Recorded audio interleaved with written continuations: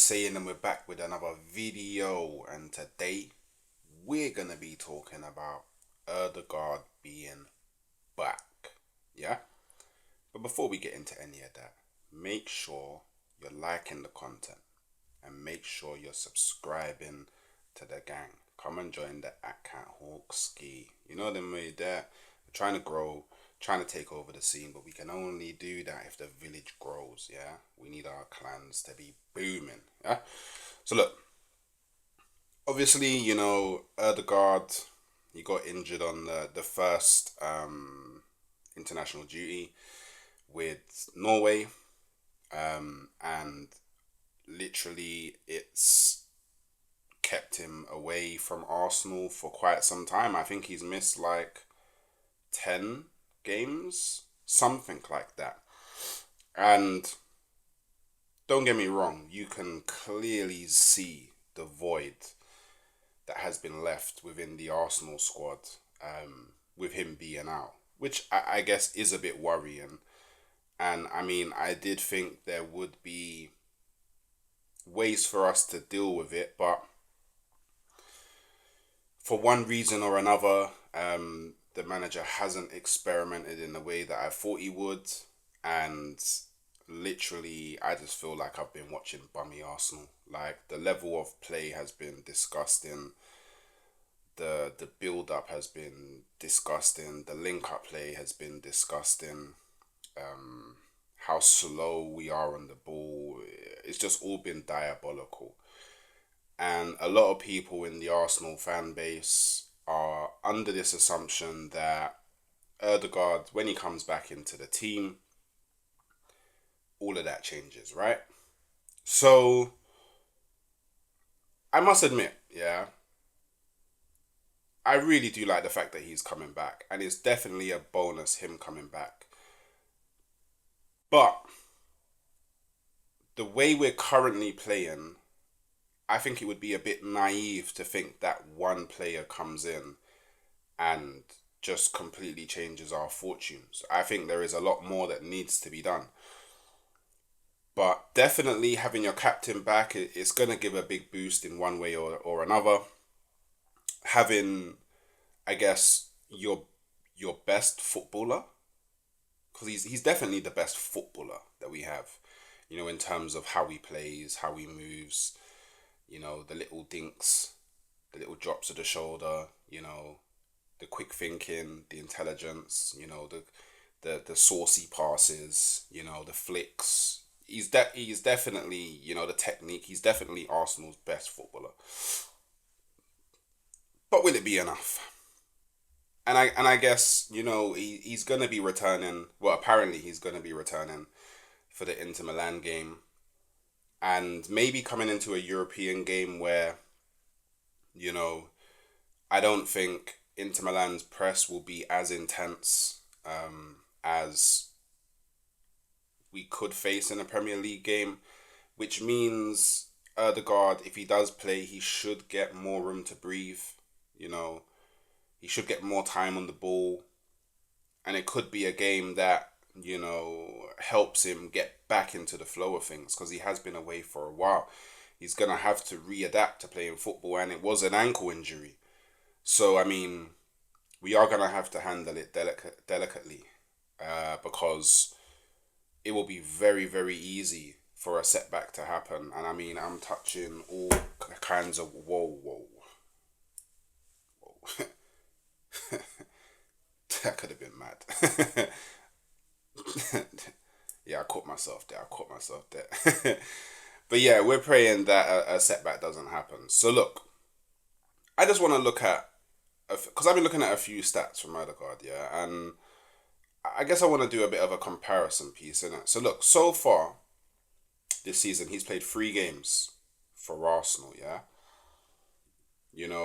He's missed about 10. So I don't know if he's not gonna hit the 35 that he played last season. So he missed all but 3 Premier League games last season. And in those 3 Premier League games, he got 8 assists and 10 goals. So he ended with a I guess a combined GA of 18, right? In the Premier League. Which, to be fair, isn't isn't bad. It's not bad. But for the role that he plays, I am looking for a minimum each season 20 GA. I don't care how you get it, whether it's 15 assists, 5 goals. 15 goals, 5 assists. 10 goals, 10 assists. I don't care. However you get it in it. But that's the standard that I'm setting for someone of Odegaard's quality, right? Especially the way that we was playing last season as well, towards the latter. The second part of last season, like, I would have hoped that he got 20 GA. He was only 2 off, so we're not going to be too harsh on him. But look, so far this season, yeah, his pass accuracy has been 81%. Yeah. So in fairness, he's not too far off his total from last season, which was 86.8. Cool. His expected assists are 0.26. Yeah. He hasn't got any assists this season. And last season getting 10 assists, his expected assist was 0.33. So I want that number to be a bit higher. I want that to at least be 0.6 ish, 0.7 ish. Do you know what I mean? Like, for how creative people say that he is, that should be a lot higher. A lot higher in my opinion, especially considering that he's also, you could argue, Arsenal's only real creator outside of Saka. It's not like it's being spread about through other midfielders and other wingers. You know what I mean? Look, his non-pen XG 0.16. I mean, makes sense because he hasn't, he hasn't scored, but his non-pen XG last season was 0.17. So he's actually not too far off. You know what I mean? Obviously the numbers are a bit skewed because obviously he played. We're comparing 35 to 3 games in it, but this is just to see where he's kind of at, what I've been at so far this season. In it, look, his shots on target 0.71. Last season overall 0.76. So if he keeps up this trajectory, he's on track to hitting the heights he hit last season. You know, his aerial win percentage last season was 25. This season is 100%. He's actually won all of his aerial duels. Maybe Arteta's converting him into a duel monster, right? This season 0.36 interceptions. Last season 0.44. He's not really great at interceptions, which is kind of weird because he is someone that presses a lot. Like, he does trigger the press a lot. He is closing players down a lot. So you would think someone that does that would be a bit better at interceptions, but hey, it is what it is, right? His recoveries 3.56. Last season 4.60. I don't really expect, Odegaard to have high numbers in recoveries. Like, you're my high 8/10. I'm not really worried about that. This season he's won 50% of his duels. Whereas last season it was 41.5. So look, maybe Arteta's converted him into a duel monster. I mean, if you look, he has bulked up quite a bit over the summer. So hey, maybe that's the plan with Odegaard. He's won 60% of his tackles, 60% tackle percentage. Last season was 34.7. Hey, is Arteta converting Odegaard into a DM?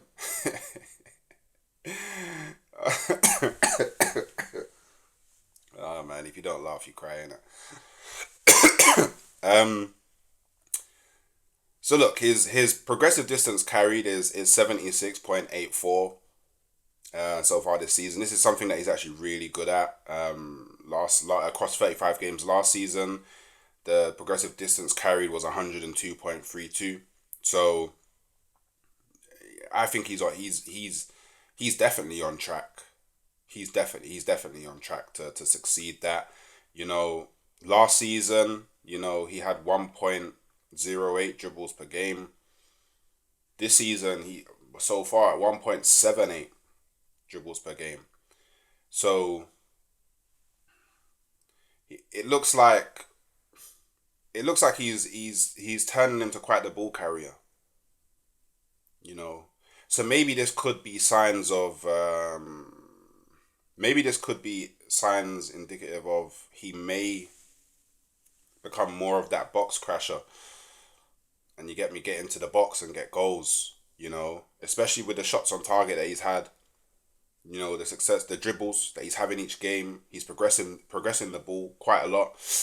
Maybe he's transforming as a player. Like the Martin Odegaard that I always knew when he was growing up was, he was kind of that pass, move, pass, find that kind of final ball, find that magic pass. But maybe he's turning more into a ball carrier at Arsenal now, which I'm not opposed to. You know, I'm not opposed to. His dribble success is 55.6. So you know, for pretty much every dribble that he does, you know, he's got more than a 50% chance of it being successful. Last season, for every dribble that he did, you know, he like he's not too far off 50%, like 49.3. So basically, for every two dribbles that he did, one of them would be successful. Do you know what I mean? But he was only kind of averaging a dribble a game. So, you know, I want to see that rise. Whereas so far this season, he's close to averaging, you know, two dribbles a game. So look, yeah, like I said, I'm under no illusion that Erdegaard coming back is gonna give the team a big boost. Having your leader back, big boost.